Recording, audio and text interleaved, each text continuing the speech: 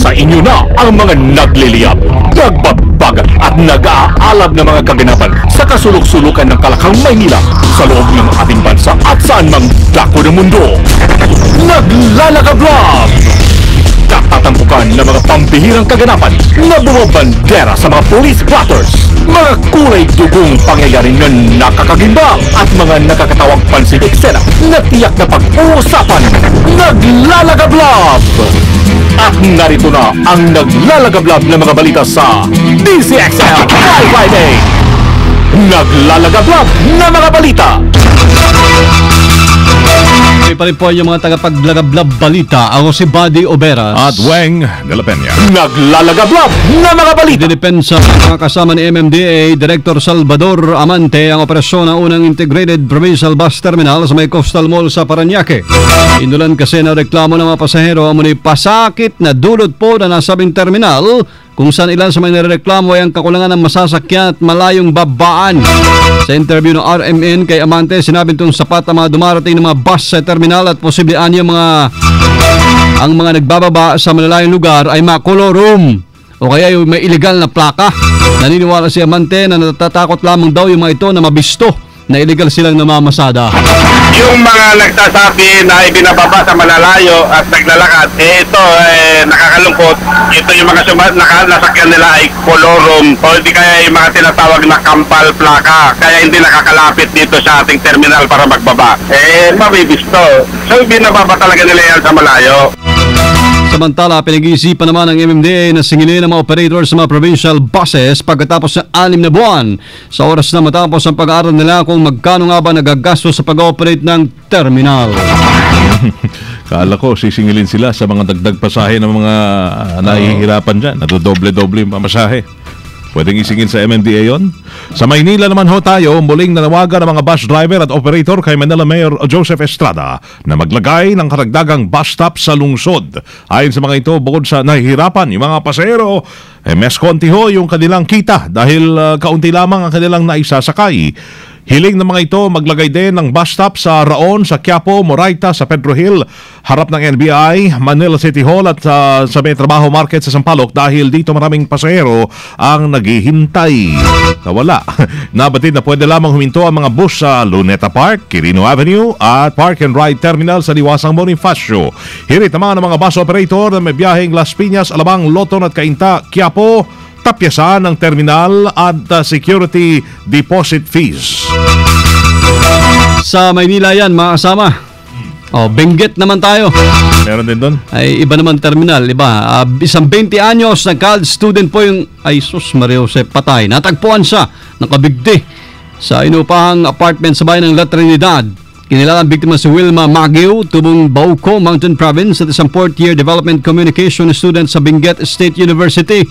Ayon po sa Manila, sa Municipal Police Station, 2 kaklase nito ang bumisita sa kanyang inupahang apartment kung saan natagpuan nakabitin nga sa isang cabinet ang bangkay. Inaalam pa po ng mga otoridad kung bakit nagpakamatay si Magio o kung may foul play sa insidente. DCXL Bulat Palaro. Wala, lindol lang kanina pala. Ay, saan yan kasama, Weng? Kuwan yung Cotabato, Carmen. Alas 12:20 kanina madaling araw yan. Magnitude 4.4 ang lindol na tumama dyan. Sinasabing may lalim na 11 kilometers at tectonic quake yan. Intensity 3. Ayun. Carmen, Cotabato. Wala namang pinsala. Wala. Viva Asia Update! Ay, update pa rin kahit tapos na. Pero para po ito sa FIBA World Cup, ayan, iapila ni Gilas Pilipinas head coach Chot Reyes sa mga PBA officials na magkaroon daw ng training schedule. Yung mga member natin ng national team bilang paganda sa 17th FIBA World Cup next year na. Ayon kay Reyes, sa nasabing calendar ng Governors Cup ng PBA, magbubukas-bukas, halos walang pahinga yung mga players dahil sa serye ho ng conferences. Magsisimula ngayong linggo na magtatapos sa September 22. Kailangan umano ng grupo mahabang training at pahinga para siguradong manalo tayo sa World Championship. Matatandaan sa tatapos sa FIBA Asian Tournament, 2 buwang nag-training ang Gilas kung saan first runner-up naman tayo. malaking karangalan rin para sa bansa. Naglalagablab na mga balita. DZXL Showbiz Balita. Hi! Hello! Magandang tanghali! It's me, Loli! Paparapapap! Sasaglit lang ako, ha? Dahil alam niyo naman, kahapon pa to si parokya ni Edgar Chito Miranda Uy. ay humingi na ng tulong sa NBI na rin. Ba? O lahat ngayon, talagang mapunta NBI. lahat NBI. Kaya kung may problema man kayo sa PDAF, sa sex life, at saka sa love life, NBI. pwede na rin sa NBI. Okay? So, yan. join na. It's me, Loli. Paparapapap. Lollipop.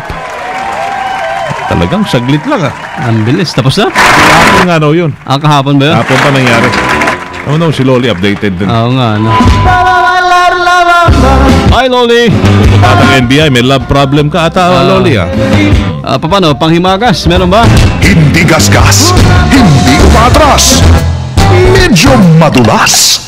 Ito ang balitang panghimagas. Ala dito. Ala. Ay, ala pala eh. Palang Naglalagablab Parang kabuti lang, ano? 5-8. makabumabulunan kayo. Wala kayong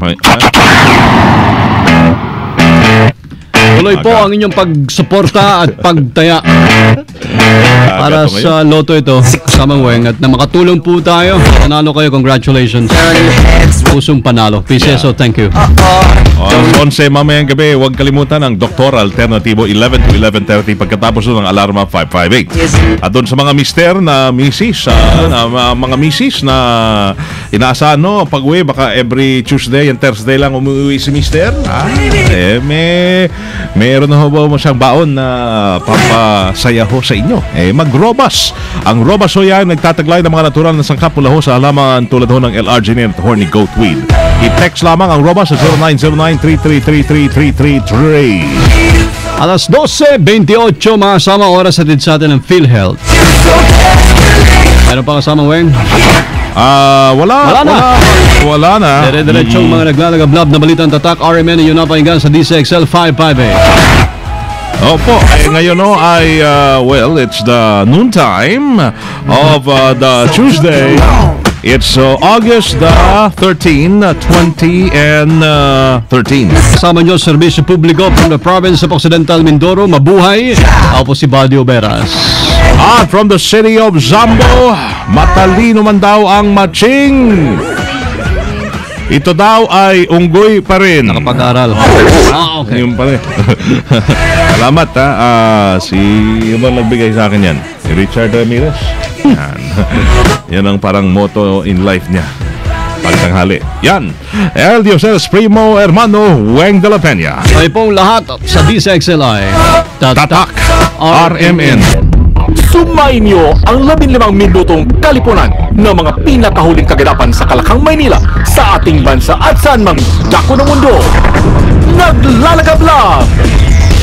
Dito lamang sa Unang Pihit, DZXL 558, ang bagong kasama mo.